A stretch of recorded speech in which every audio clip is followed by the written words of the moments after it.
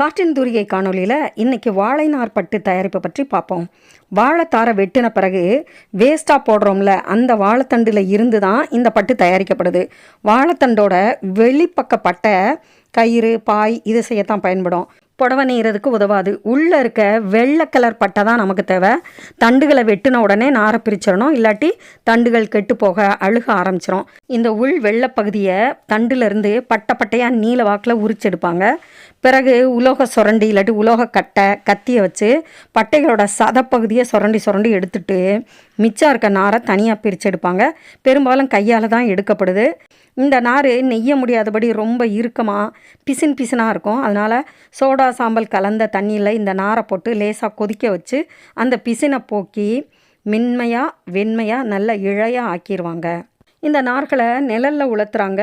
வெயிலில் காய வச்சா நார் முறிஞ்சிரும். அதுக்கு பிறகு நீளமாக மென்மையாக இருக்கிற நார்களை தேர்ந்தெடுக்கிறாங்க. குட்டையாக கடினமாக இருக்க நார்கள் ஹேண்ட்பேக்கு பை செய்கிறதுக்கு தான் பயன்படும். இந்த நீளமான நார்களை இரும்பு கட்டை சீப்புனால் சீவி அது கட்டை மூலமாக நுக்குறாங்க.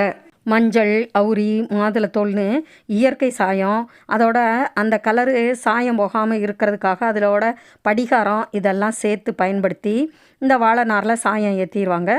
இந்த நாரை அப்படியே புடவையாக நெய்ய முடியும். ஆனால் அந்த புடவை ரொம்ப ஸ்டிஃபாக இருக்கிறதுனால மடித்து உடுத்துறதுக்கு ரொம்ப கஷ்டமாக இருக்கும். அதனால் பருத்தி பட்டு நூல் கலந்து நெய்வாங்க. தறியில் நெய்யும் போது நீல வாக்கில் பாவு நூலாக பருத்தியோ பட்டு நூலோ இருக்கும். குறுக்க அகல வாக்கில் ஊட நூலாக வாழை நார் போட்டு நெய்வாங்க. நெஞ்சு முடித்ததுக்கப்புறம் கஞ்சி தண்ணீர் அல்லது கத்தாழை சாறு கலந்த தண்ணீரில் அதை அலசி மென்மையாக்கி ரோலர்களை செலுத்தி அயன் பண்ணுவாங்க. இப்படி அயன் பண்ணிட்டோம்னா பளபளக்கிற வாழைச்சேலை அல்லது வாழை நார் புடவை ரெடி.